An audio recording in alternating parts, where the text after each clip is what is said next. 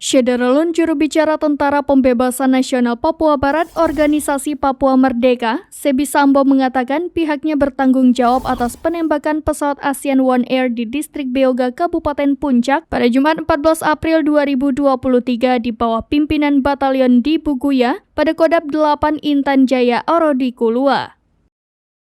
Pihaknya mengklaim pesawat yang ditembaki tersebut mengangkut logistik aparat gabungan TNI dan polisi. Selain itu, staf operasi Kodab 8, Lewi Kogoya juga ikut dalam aksi penembakan pesawat ASEAN One Air.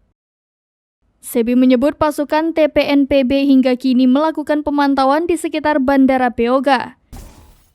Secara terbuka, Sebi mengatakan pasukan TPNPB akan menembaki pesawat yang masuk ke zona merah.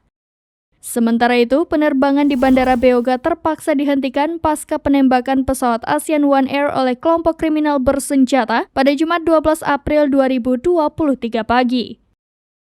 Sementara status keamanan ditingkatkan menjadi siaga 1. Aparat gabungan TNI dan polisi berjaga-jaga di sekitar bandara kawasan Kampung Milwak. Komandan Korem 173 PVY, Brigjen Sri Widodo mengatakan aktivitas penerbangan kembali dilakukan hingga situasi keamanan kondusif.